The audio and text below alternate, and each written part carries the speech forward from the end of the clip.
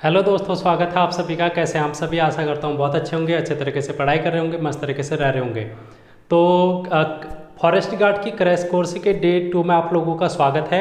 आज हम बात करेंगे फॉरेस्ट गार्ड के जो क्रैश कोर्स है, इसमें हिस्ट्री की बात। पहली क्लास हम लोगों ने इंडियन पॉलिटी की देखी थी, उसमें हमने बेहतरीन क्वेश्चन किस प्रकार से आपके एग्जाम में पूछे जा सकते हैं उनको डिस्कस किया था।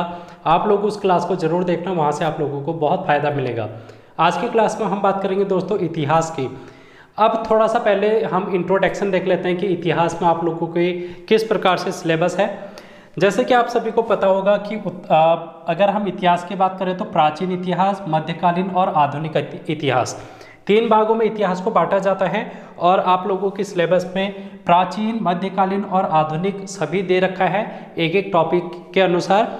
लेकिन अब हमने अंतिम समय में 1 महीना बचा है, तो इसको डिटेल में नहीं पढ़ना है। अगर आप लोग नए स्टूडेंट होंगे तो आप लोगों को क्या करना है, इस सिलेबस को कंप्लीट करने के लिए इस क्रैश कोर्स के माध्यम से आप लोग तैयारी तो कर ही रहे हैं, लेकिन इस क्रैश कोर्स में आप लोगों को इतिहास की कम से कम 4 क्लास मिलेगी।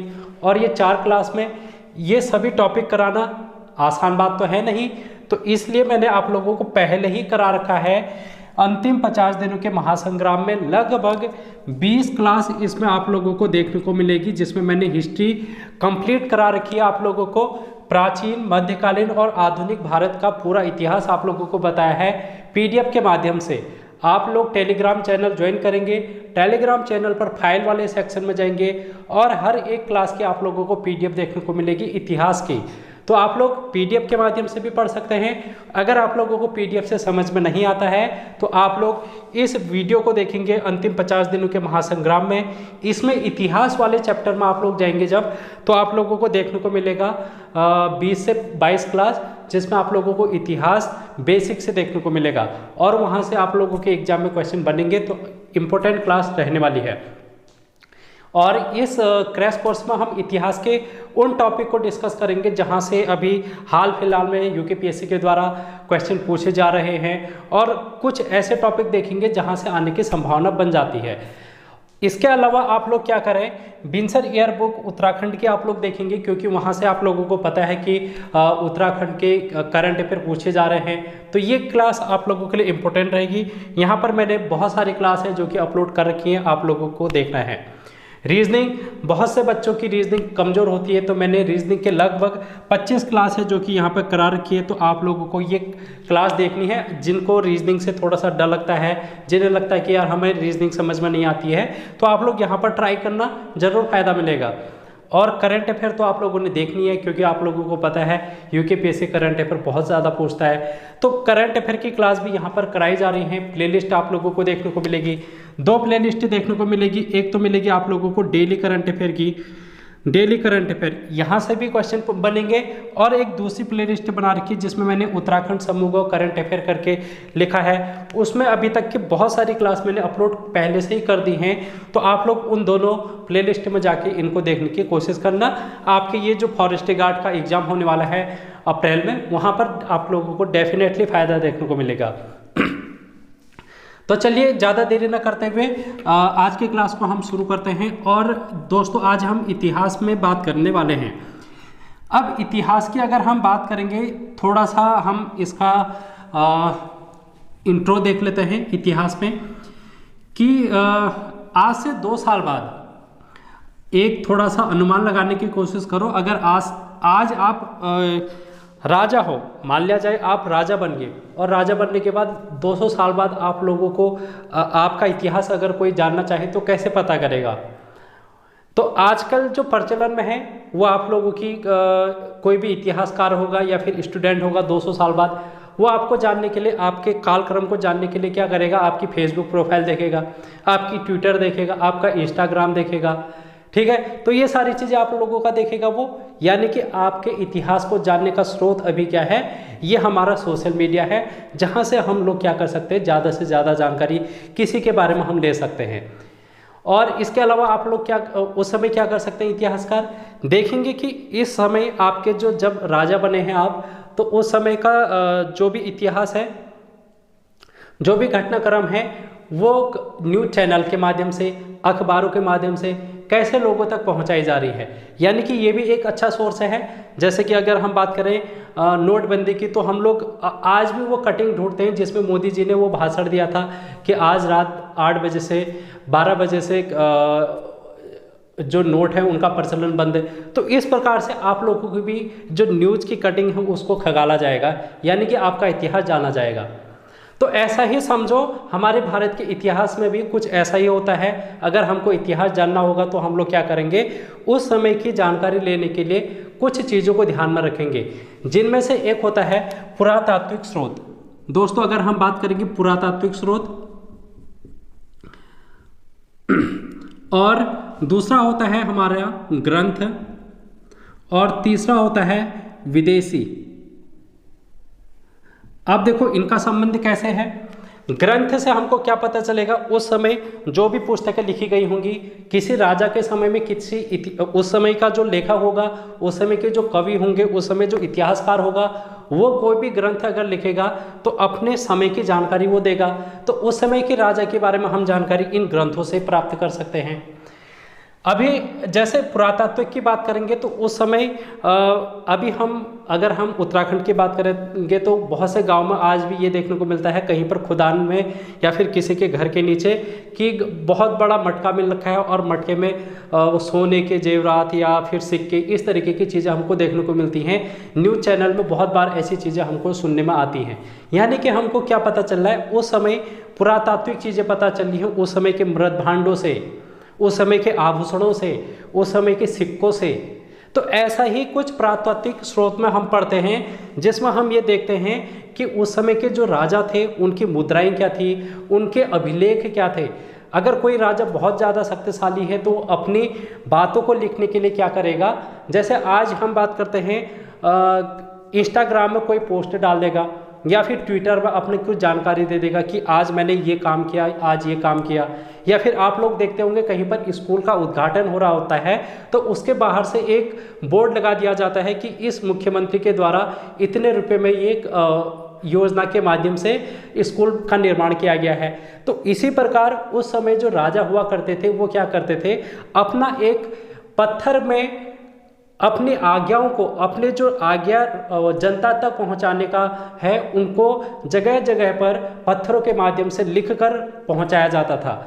और वो पत्थर जगह जगह रख दिए जाते थे, जिससे कि जो जनता होती थी वो क्या करती थी, वहाँ से जानकारी प्राप्त कर सकती थी कि राजा क्या कहना चाह रहा है। जैसे हम अशोक के अभिलेख की बात करते हैं, तो ये चीज़ें हमको पुरातात्विक स्रोतों में देखने को मिलती है। और ग्रंथ हम लोगों ने देख लिया। विदेशी, जैसे अभी अगर हम बात करेंगे, G20 की अध्यक्षता भारत देश कर रहा है और इसमें विदेशी लोग भारत में आ रहे हैं, विदेशी नेता भारत में आ रहे हैं G20 की अध्यक्षता करने के में शामिल होने के लिए। और उनके साथ उनके देश के पत्रकार बंधु भी आ रहे होंगे। तो वो पत्रकार क्या करेंगे, अभी जो भी चीज़ें भारत में चल रही हैं उसके बारे में जानकारी वहाँ पर दे देंगे अपने देश में। तो ऐसा ही कुछ उस समय जब प्राचीन भारत में या फिर मध्यकालीन भारत में जो भी राजा यहाँ पर हुए हैं या फिर जो भी विदेशी आक्रमण यहाँ हुए हैं, विदेशी आक्रमण के साथ जो भी आक्रांता भारत पर आए, उनके साथ कुछ इतिहासकार, कुछ लेखक उनके साथ आए और उन्होंने उस समय की बातें अपनी पुस्तकों में लिखी, जिसकी जानकारी आज हम विदेशी स्रोत के रूप में देख लेते हैं। तो इनके यहाँ से क्वेश्चन हमारे एग्जाम में पूछे जाते हैं। थोड़ा सा ओवरव्यू देने का कोशिश मैंने किया, तो यहाँ से अब आप लोगों का एक बेस बन गया होगा। तो अब हम फैक्ट के माध्यम से इनको समझने की कोशिश करेंगे, क्योंकि यहाँ से एग्जाम में पूछ लिए जाते हैं क्वेश्चन। तो आप लोग हेडिंग डाल लेना दोस्तों, पुरातात्विक स्रोत। पुरातात्विक स्रोत हम देखेंगे और बेहतरीन तरीके से देखेंगे। जितने भी आपके एग्जाम में क्वेश्चन बन सकते हैं उनको अब हम देख लेते हैं। तो आप लोग हेडिंग डालेंगे पुरातात्विक स्रोत, ठीक है ना। तो सबसे पहला क्वेश्चन आप लोग यही लिख लेना कि भारत में पुरातत्व शास्त्र का जनक, भारतीय पुरातात्विक शास्त्र का जनक किसे कहा जाता है, क्योंकि इन्हीं के द्वारा सबसे पहले पुरातात्विक स्रोत की खोज की गई थी और इनका नाम है अलेक्जेंडर कनिंघम। Alexander Cunningham. ठीक है, ये बात आप लोगों को ध्यान में रखनी है। सबसे पहले इन्होंने भारत में पुरातात्विक स्रोत की खोज करना आरंभ किया और इनको भारतीय पुरातत्व शास्त्र का जनक कहा जाता है। अब हम एक एक करके पुरातात्विक स्रोत देखेंगे। जैसे कि सबसे पहले आप लोग लिखेंगे बोगज कोई का अभिलेख। बोगज कोई अभिलेख आप लोग लिखेंगे और इसके बारे में थोड़ी सी जानकारी क्या है, ये कहाँ पर हम लोगों को मिल रखा है, ये मध्य एशिया में हम लोगों को मिल रखा है। मध्य एशिया से ये बोगज कोई का अभिलेख है हमको प्राप्त होता है और ये भारत का सबसे प्राचीन अभिलेख है।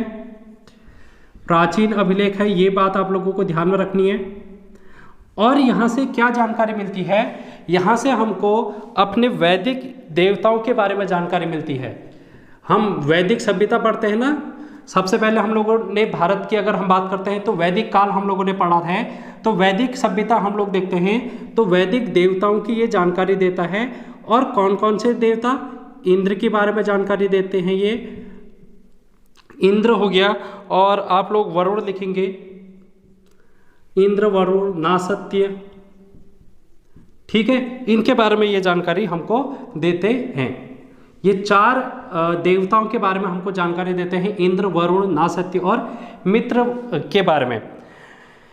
अब दूसरा अभिलेख आप लोग लिखेंगे हाथी गुम्फा अभिलेख। हाथी गुम्फा अभिलेख।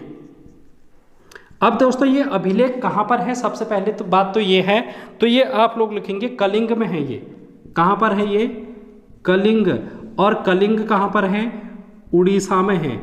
और उड़ीसा में कहाँ पर, उदयगिरी की पहाड़ी। आप लोगों से पूछा जा सकता है कि उदयगिरी की पहाड़ी में कौन सा अभिलेख है, तो हाथी गुम्फा अभिलेख, उदयगिरी की पहाड़ी। अब यहाँ से इसकी क्या खासियत है, सबसे पहले इसमें जो शासक का नाम हमको मिलता है, किस शासक के द्वारा ये लिखा गया है। अभी मैंने आप लोगों को बताया कि शासक उत्कीर्ण करेगा इनको, तो खारवेल का नाम हम लोगों को देखने को मिलता है इसमें। किसका नाम, खारवेल का नाम हम लोगों को देखने को मिलता है हाथी गुम्फा अभिलेख में। यहाँ से और क्या बातें जानकारी मिलती हैं, तो सर्वप्रथम आप लोग लिखेंगे, सर्वप्रथम भारतवर्ष की जानकारी हमको यहाँ से मिलती है। भारतवर्ष की जानकारी आप लोगों से पूछा जाता है कि सबसे पहले भारतवर्ष की जानकारी हमें किस अभिलेख से मिलती है, तो हाथी गुम्फा अभिलेख आप लोगों का आंसर होना चाहिए। यहाँ पर इसकी और क्या खासियत है दोस्तों, ये एक तिथि रहित अभिलेख है। तिथि रहित अभिलेख है, यानी कि इसकी तिथि का कोई भी निर्धारण अभी नहीं किया गया है। तो ये बात भी आप लोगों को ध्यान में रखनी है। इसके अलावा इसके बारे में हमको क्या जानकारी मिलती है, इसकी भाषा आप लोगों से पूछी जा सकती है, तो भाषा इसकी होगी दोस्तों प्राकृत भाषा। ठीक है, संस्कृत, प्राकृत, पाली, अपभ्रंश, अवहट्ट, ये भाषा का क्रम है। तो आप लोगों को ये ध्यान में रखना है कि भाषा में प्राकृत भाषा इसकी लिखी गई है। अब दो अभिलेख हम लोगों ने पढ़ लिए, इसके बाद थर्ड अभिलेख देखेंगे। और ये सभी टॉपिक आप लोगों के अभिलेख वाला है, एग्जाम में पूछे जाते हैं और इसलिए मैं आप लोगों को ये करा देता हूँ। तीसरा अभिलेख है ऐहोल अभिलेख। कौन सा है, ऐहोल अभिलेख। अब ऐहोल अभिलेख शासक कौन है दोस्तों, इसमें किस शासक के बारे में जानकारी मिलती है, तो पुलकेशिन द्वितीय। किसके बारे में, पुलकेशिन सेकंड के बारे में हमको इस अभिलेख से जानकारी प्राप्त होती है। अब ये शासक किस वंश का था, तो आप लोग लिखेंगे ये चालुक्य वंश का था। दक्षिण भारत में चालुक्य वंश था, तो प्राचीन भारत में चालुक्य वंश, दक्षिण भारत, उनका जो ये सेकंड राजा था पुलकेशिन द्वितीय, उसका ये अभिलेख है। अब यहाँ से हमको इसकी जो भाषा है दोस्तों वो ध्यान में रखनी है, तो इसकी भाषा है संस्कृत। तो इतनी बात है जो कि आप लोगों को यहाँ से ध्यान में रखनी है। और यहाँ से किस धर्म के बारे में हमको जानकारी मिलती है, धर्म, तो आप लोग लिखेंगे जैन धर्म के बारे में, क्योंकि यहाँ पर जैन मंदिरों का निर्माण कराया गया था इसके द्वारा। तो इस अभिलेख में जैन मंदिरों के बारे में हमको जानकारी मिलती है। तो ये बात आप लोगों को ध्यान में रखनी है। जिस अभिलेख से जितना पूछा जा सकता है उतनी ही मैं बात यहाँ पर करूँगा, क्योंकि हम बहुत ज़्यादा डिटेल में नहीं पढ़ेंगे, सिर्फ वो फैक्ट पढ़ेंगे जो आपके एग्जाम में पूछे जा सकते हैं। अब आप लोग लिखेंगे नासिक अभिलेख।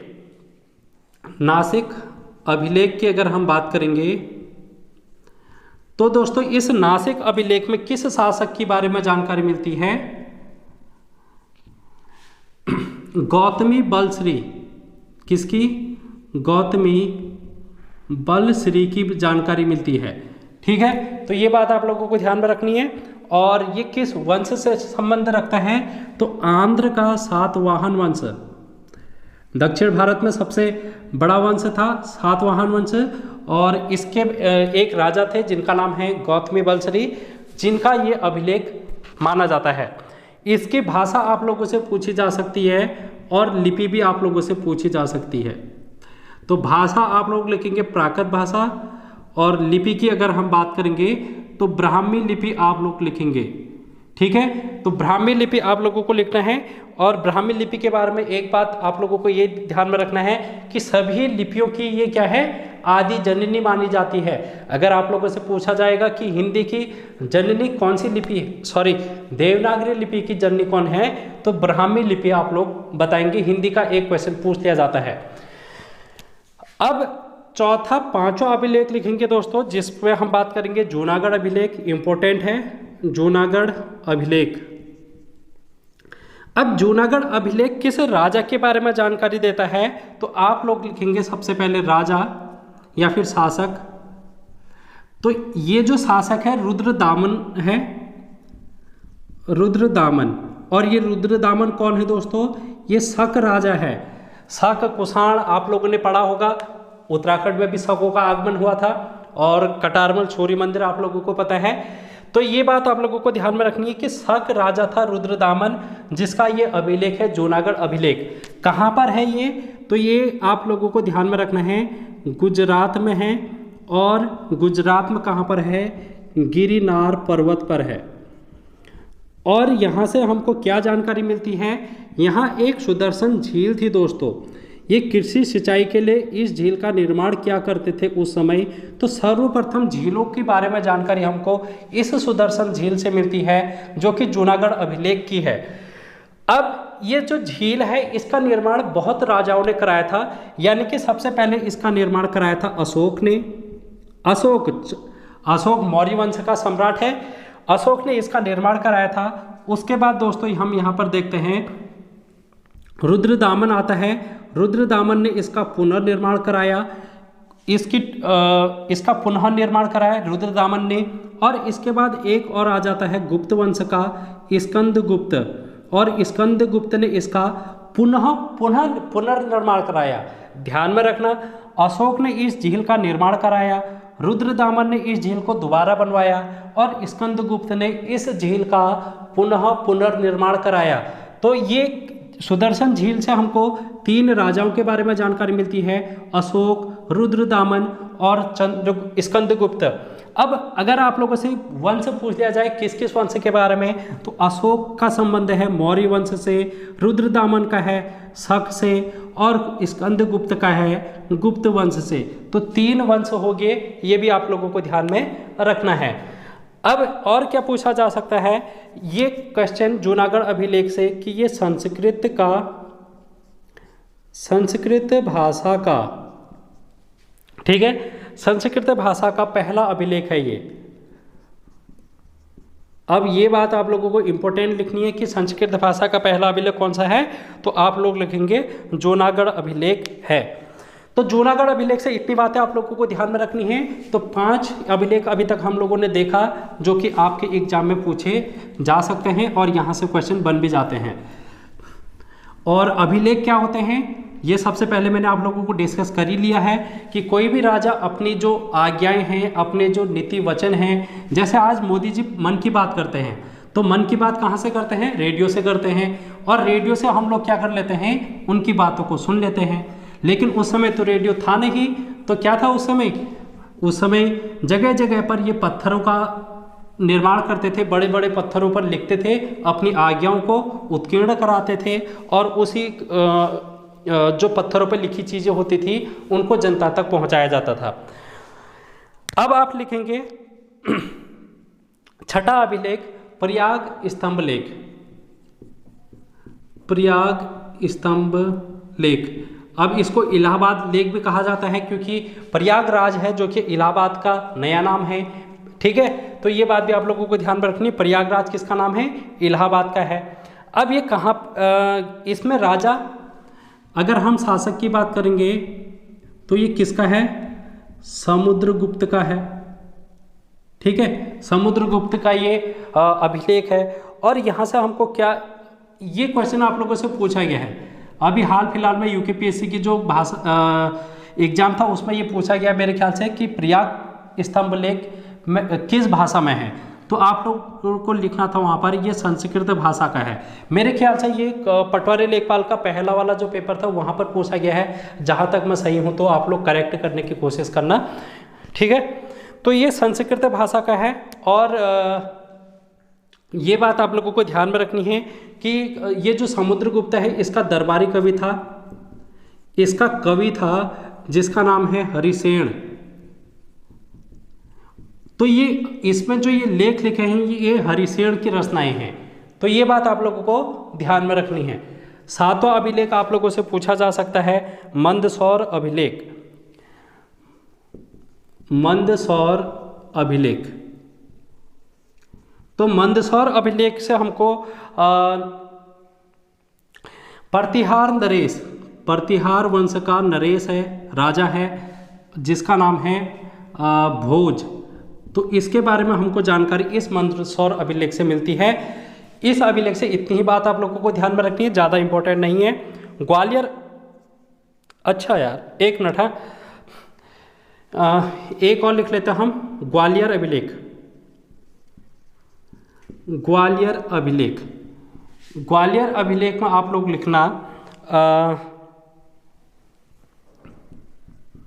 मालवा नरेश यशोवर्मन। अब यहाँ पर थोड़ा सा ध्यान में देना कि ये मंदसौर अभिलेख जो है वो मालवा नरेश यशोवर्मन का है, मैंने ऊपर नीचे कर दिया ये। और ग्वालियर अभिलेख की अगर हम बात करेंगे तो प्रतिहार नरेश भोज का है, ये थोड़ा सा आप ऊपर नीचे कर लेना। मंदसौर अभिलेख मालवा नरेश यशोवर्मन, मौ से मालवा। ठीक है, ग्वालियर अभिलेख तो प्रतिहार नरेश भोज का ये अभिलेख है। तो ये 8 अभिलेख हो गए। अब आप लोग लिखेंगे देवपाड़ा अभिलेख। देवपाड़ा अभिलेख, देवपाड़ा अभिलेख के बारे में दोस्तों आप लोगों को लिखना है बंगाल नरेश, बंगाल शासक,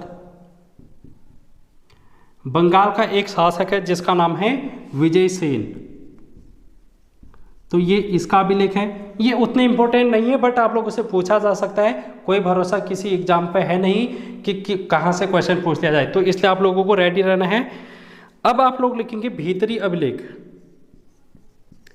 भीतरी अभिलेख, और ये गुप्त वंश का है स्कंदगुप्त।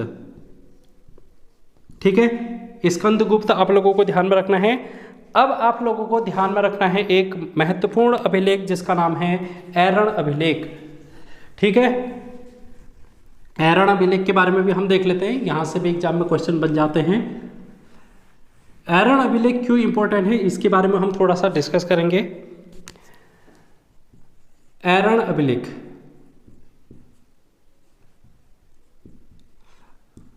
और इसके बारे में अगर हम बात करेंगे दोस्तों तो गुप्त वंश में भानुगुप्त है, भानुगुप्त ये गुप्त वंश का है, और ये इसकी अगर हम बात करेंगे 510 ईस्वी का अभिलेख है ये। ठीक है, अब ये इसलिए ध्यान में रखना है, इस अभिलेख से हमको सती प्रथा के साक्ष्य की जानकारी मिलती है। सती प्रथा का सर्वप्रथम प्रमाण, भानुगुप्त का एक इसका सेनापति था, उसकी वाइफ को इसके साथ जलाया जा रहा था, यानी कि सती किया जा रहा था, तो वो पहला अभिलेख माना जाता है जो कि सती प्रथा का हमारे भारत पे प्रमाण देता है, तो इसलिए ये इम्पोर्टेंट हो जाता है सती प्रथा का। तो ये बात आप लोगों को ध्यान में रखनी है दोस्तों। इसके बाद आप लोगों को ध्यान में रखना है गरुड़ स्तंभ लेख। ठीक है, गरुड़ स्तंभ लेख कहाँ पर ही, ये विदिशा में है, और ये विदिशा कहाँ पर है, मध्य प्रदेश में है दोस्तों। कहाँ पर? मध्य प्रदेश। अब यहाँ से हमको ये अभिलेख किसका है? हेलियोडोरस, आप लोगों ने नाम लिखना है, हेलियोडोरस। ठीक है, ये हेलियोडोरस का अभिलेख है। और ये हेलियोडोरस एक विदेशी है जो कि शुंग काल में भारत आया था,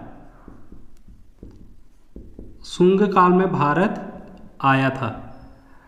अब ये शुंग काल कौन सा है दोस्तों? जिसके संस्थापक पुष्यमित्र शुंग हैं, पुष्यमित्र शुंग, और इन्होंने ब्राह्मण धर्म की स्थापना की थी। ठीक है, तो ये बात आप लोगों को ध्यान में रखनी है। शुंग काल में ये हेलियोडोरस भारत आया था, तो शुंग वंश में पुष्यमित्र शुंग ने ब्राह्मण धर्म की स्थापना की थी। जब ब्राह्मण धर्म की स्थापना पुष्यमित्र शुंग ने कर दी, तो मैंने आप लोगों से कहा था कि जब भी कोई विदेशी भारत में आएगा तो उस समय के बारे में जानकारी वो देगा, उस समय के राजाओं के बारे में वो जानकारी देगा। तो पुष्यमित्र शुंग ब्राह्मण धर्म के बारे में बात करते हैं, इन्होंने ब्राह्मण धर्म को पुनर्स्थापित करने का प्रयास किया था। तो इसलिए ये हेलियोडोरस किसके बारे में जानकारी देगा? तो ये भागवत धर्म के बारे में जानकारी देगा। भागवत धर्म का सर्वप्रथम अभिलेखीय प्रमाण। ठीक है, भागवत धर्म का सर्वप्रथम अभिलेखीय प्रमाण। तो याद हो गया कि किस प्रकार हेलियोडोरस क्या करेगा? भागवत धर्म का सर्वप्रथम अभिलेखीय प्रमाण देगा गरुड़ स्तंभ लेख से, जो कि एमपी विदिशा में स्थित है। तो ये होगी हमारे अभी तक 12 अभिलेख जो कि अभी तक हम लोगों ने देखा। अब सबसे इम्पोर्टेंट आप लोग लिखेंगे जिसका नाम है सम्राट अशोक। भारत का चक्रवर्ती सम्राट अशोक की अब हम बात करने वाले हैं, और इनके अभिलेखों से क्या क्वेश्चन बन सकते हैं इनको भी अब हम देखने वाले हैं। तो दोस्तों अगर हम अशोक के बारे में बात करेंगे तो इनके अभिलेख देख लेते हैं। अशोक अभिलेख, अब इनके अभिलेख तो बहुत हैं दोस्तों, लेकिन हमको उन अभिलेखों में अंदर नहीं घुसना है, ना डीप में जाना है। हमको सिर्फ इतना देखना है कि एग्जाम के पॉइंट ऑफ व्यू से क्या चीज़ें हैं जो कि इम्पोर्टेंट हो सकती है। ठीक है, हम एग्जाम पॉइंट ऑफ व्यू से समझने की कोशिश करेंगे अशोक के अभिलेखों को। तो अशोक अभिलेख में सबसे पहले आप लोगों को भाषा पूछ ली जाती है और दूसरा लिपि पूछ ली जाती है। ठीक है, तो भाषा कौन सी है इनकी? तो आप लोग लिखेंगे सबसे पहले प्राकृत भाषा, दूसरी है ग्रीक और अरमानी।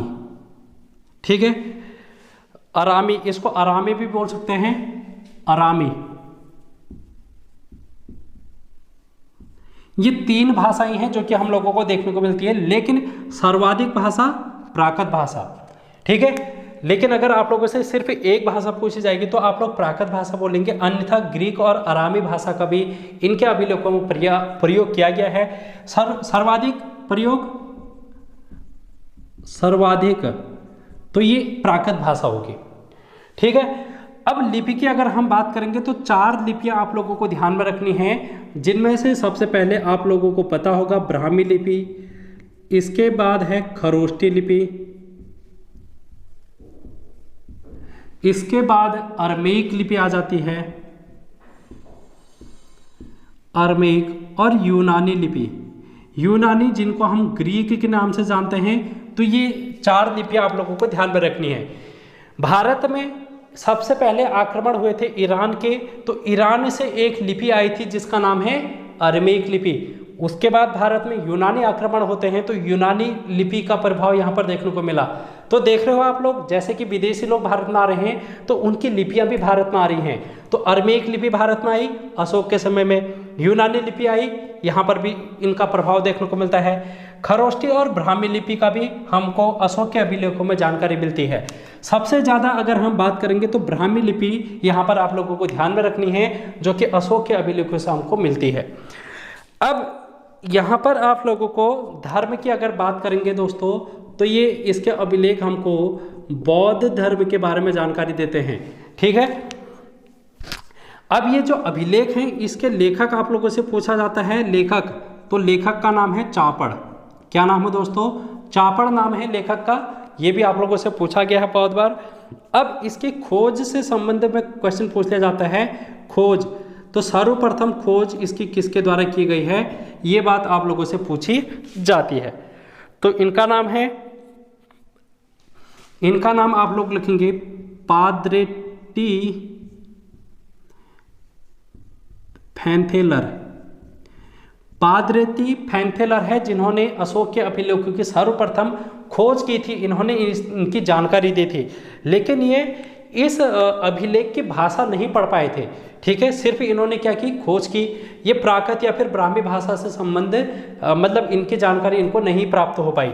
तो पादरेटी फैंथेलर ने कौन से अभिलेख खोजे थे, तो इन्होंने दिल्ली मेरठ का अभिलेख खोजा था। आप लोगों को ध्यान में रखना है, दिल्ली मेरठ अभिलेख, दिल्ली मेरठ में एक अभिलेख था अशोक का, इसकी खोज सबसे पहले पादरेती फैंथेलर के द्वारा की गई।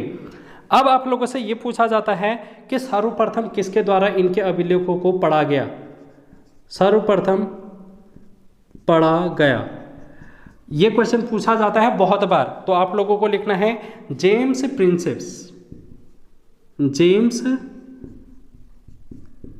प्रिंसेस।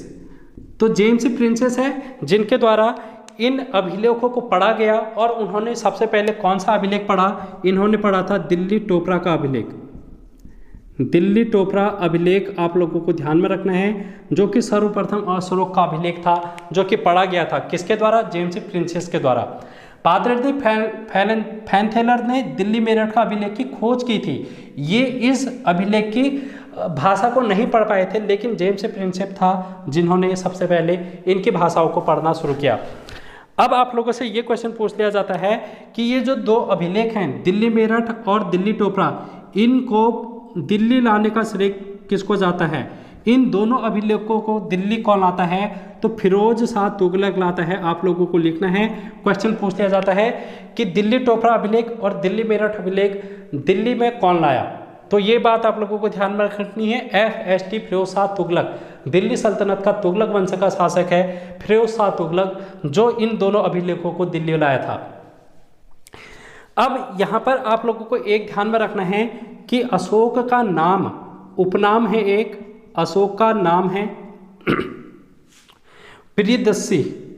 इन अभिलेखों से इनका जो नाम पता हमको चलता है, तो वो प्रियदर्शी नाम पता चलता है अशोक का। अब एक बात ये भी ध्यान में रखनी है कि अशोक का नाम, अशोक हमको कहाँ से प्राप्त होता है, तो ये अशोक नाम जो है दोस्तों, अशोक नाम, तो ये किस अभिलेख से हमको मिलता है, तो मास्की अभिलेख आप लोगों ने ध्यान में रखना है। ठीक है, मास्की अभिलेख आप लोगों को ध्यान में रखना है, जिस अभिलेख से हमको अशोक का नाम अशोक पता चलता है।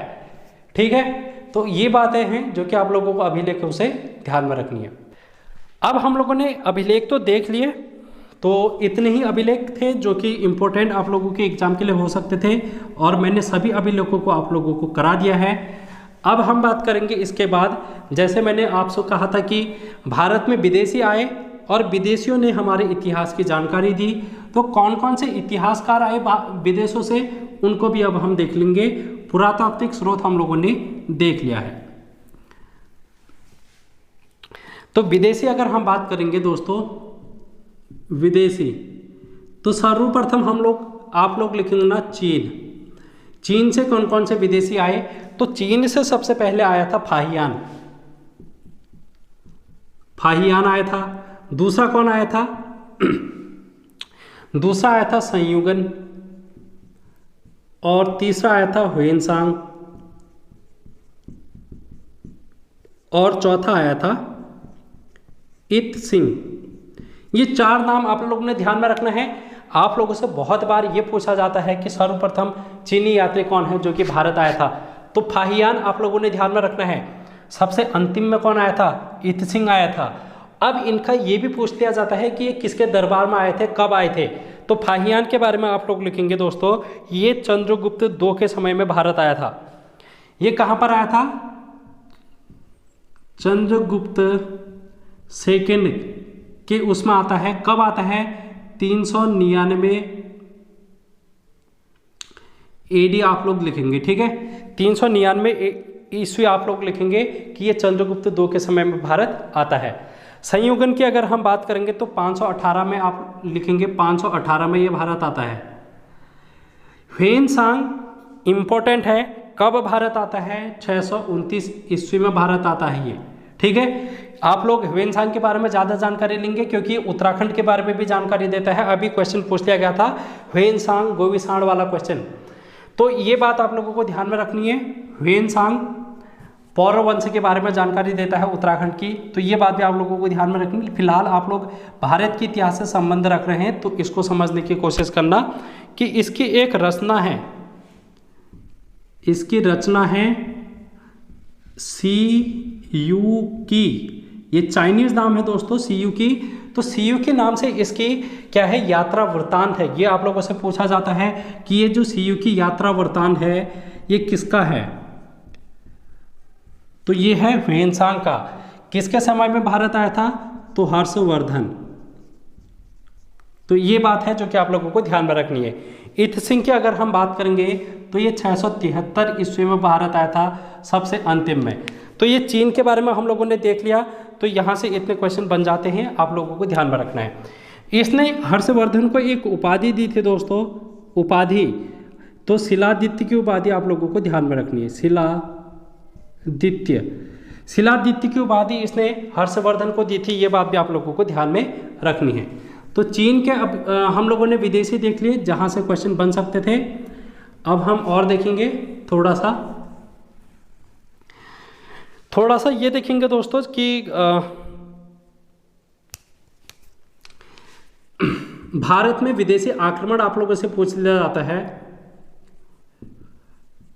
विदेशी आक्रमण, तो विदेशी आक्रमण सबसे पहले भारत में कौन होते हैं? तो आप लोग लिखेंगे ईरानी आक्रमण सबसे पहले भारत में होते हैं, उसके बाद यूनानी आक्रमण होते हैं दोस्तों। तो अब ये ईरानी आक्रमण जब हुआ तो इसके साथ भारत में कोई लोग आएंगे। मैंने जैसे कि आप लोगों से शुरू में ही कहा था कि कोई भी विदेशी भारत में आएगा अपने साथ इतिहासकार, अपने साथ पत्रकार लेके आएगा। तो ईरानी लोग दोस्तों कौन लेके आए? ईरानी में एक आया जिसका नाम आप लोगों ने ध्यान में रखना है। सबसे पहले हम ईरानी की अगर बात करें तो ईरानी में आप लोग लिखेंगे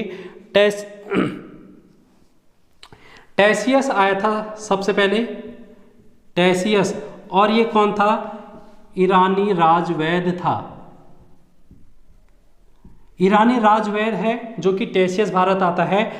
अब इस समय दोस्तों पहला आक्रमण भारत में होता है, और भारत में पहला आक्रमण किसने किया था? ईरानी ने। ईरानी में कौन है? दारा प्रथम, ठीक है। तो ये हखामनी वंश का शासक है दारा प्रथम, जो कि भारत में सबसे पहले आक्रमण करता है।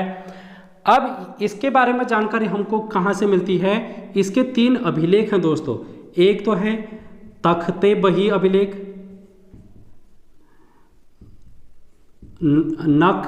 नक्श ए रुस्तम अभिलेख,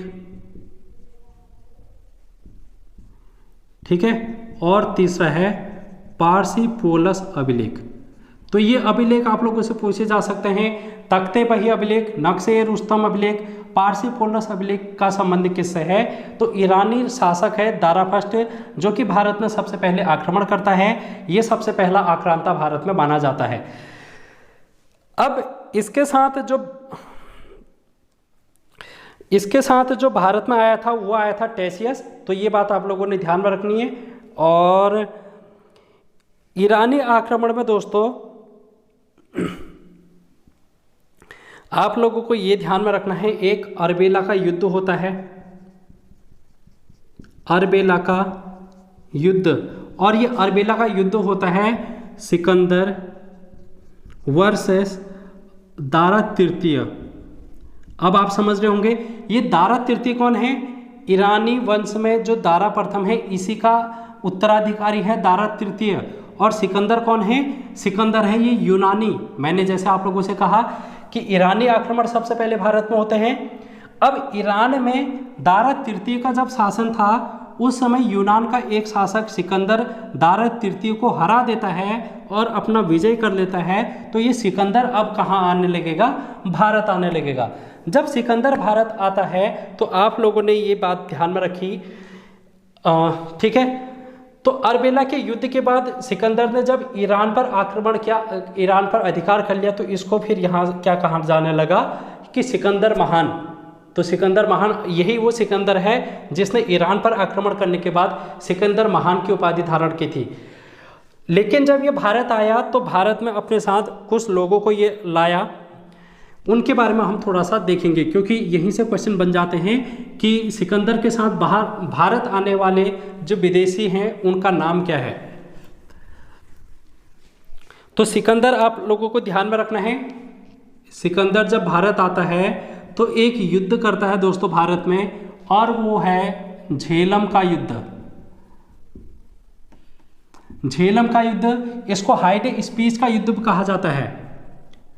हाइडे स्पीच का युद्ध, झेलम का युद्ध इसलिए कहा जाता है क्योंकि ये जम्मू कश्मीर वाले क्षेत्र में दोस्तों, सिंध जम्मू कश्मीर वाले क्षेत्र में झेलम नदी बहती है, और झेलम नदी को ईरानी भाषा में हाइडे स्पीच कहा जाता है। तो इसलिए इस बात को आप लोगों को ध्यान में रखना है कि झेलम नदी का नाम ही हाइडे स्पीच है, इसलिए इसको हाइडे स्पीच का युद्ध भी कहा जाता है।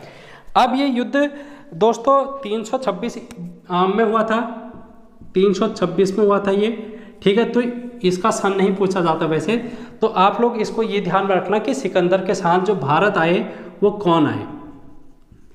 तो सिकंदर के साथ सबसे पहले भारत आया नियार्कस, अनिसोक्रीटस, अरिस्टोबुलस, ये आप लोगों से पूछा जाता है। और एक आया था पेडियस, और कौन आया था बुकेफला। अब ये बुकेफला कौन है, ये सिकंदर के घोड़े का नाम है। तो ये भाई आप लोगों से पूछ लिया जाता है बहुत बार कि सिकंदर के घोड़े का नाम क्या है, तो बुकेफला आप लोगों को ध्यान में रखना है। ये सभी विद्वान हैं जो कि इसके दरबार में रहते थे सिकंदर के, जो कि भारत में आए और भारत में ये क्या करते हैं, अपने इस शासन की जानकारी ये भारत में देते हैं। तो ये बात आप लोगों को ध्यान में रखनी है, सिकंदर के साथ भारत आने वाले जो विदेशी हैं उनके बारे में। दोस्तों अब हम बात करेंगे थोड़ा और आगे। जब सिकंदर यहाँ से चला गया तो सिकंदर ने अपने जीते हुए क्षेत्र में बहुत से लोगों को स्थापित किया था, और जिनमें एक था सेल्यूकस निकेटर, ठीक है। सेल्यूकस निकेटर दोस्तों आप लोगों को ध्यान में रखना है। और सेल्यूकस निकेटर को इसने कहीं यहाँ पर स्थापित किया था। तो इसमें जो मेगास्थनीज है, मेगास्थनीज, जैसे अभी मैंने बात कही आपसे सेल्यूकस निकेटर, सिकंदर ने सेल्यूकस निकेटर को अपना नियुक्त किया वहाँ पर अधिकारी, और इसका एक राजदूत था मेगास्थनीज। तो ये आप लोगों से ध्यान में पूछा जाता है कि मेगास्थनीज कौन था, तो ये सेल्यूकस निकेटर का क्या था, राजदूत था। अब ये कहाँ आया, ये मेगास्थनीज आया भारत, और भारत में किसके शासनकाल में आया, तो चंद्रगुप्त मौर्य के दरबार में आया। कहाँ पर आया, चंद्रगुप्त मौर्य के दरबार में, ठीक है। तो चंद्रगुप्त मौर्य ने सेल्यूकस निकेटर की बेटी से भी शादी की थी, ये बात भी आप लोगों को ध्यान में रखना है, इतिहास में हम लोगों ने पढ़ा है। तो चंद्रगुप्त मौर्य के शासनकाल में मेगास्थनीज आता है, जो कि सेल्यूकस निकेटर का राजदूत है। अब एक और नाम याद करना है, डायमेकस। तो ये डायमेकस कौन है दोस्तों, ये है सीरिया का नरेश, सीरिया का नरेश है। ये भारत की सीमा सीरिया तक छूती थी उस समय मौर्य काल में, तो ये बात आप लोगों को ध्यान में रखनी है। और सीरिया का नरेश एक है जिसका नाम है दोस्तों अंत्योकस का राजदूत है। ये सीरिया में कौन है राजा, अंत्योकस। इसका राजदूत कौन है, डायमेकस। ये कहाँ आता है, भारत में किसके वहां पर आता है, ये बिंदुसार के वहां पर। हो गया क्लियर, कहाँ पर आया ये, बिंदुसार के दरबार में। कौन था ये, सीरिया नरेश अंत्योकस का राजदूत था। एग्जाम में पूछा जाता है बहुत बार। अब आप लोगों को ये ध्यान में रखना है, डायोनीसियस, एक व्यक्ति का नाम और ध्यान में रखना है जिसका नाम है डायोनीसियस। और ये कौन है? एक मिस्र देश है, मिस्र, यहाँ का नरेश है जिसका नाम है टॉलमी फिलाडेल्फस, फिलाडेल्फस इसका राजदूत है।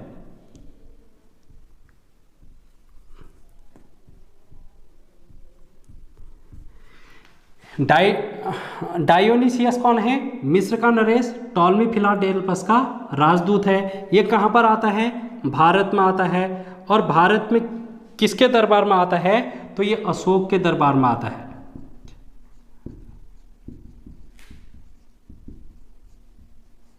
हो गया क्लियर? तो ये बात भी आप लोगों को ध्यान में रखनी है। अब थोड़ा और देख लेंगे और कौन कौन भारत आया। तो ये तो प्राचीन भारत में भारत आए थे।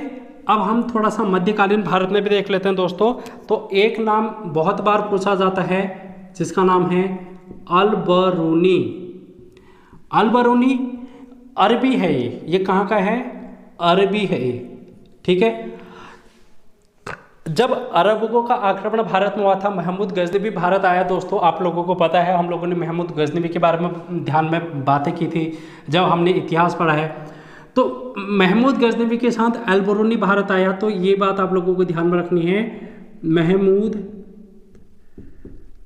गजनवी के साथ भारत आया,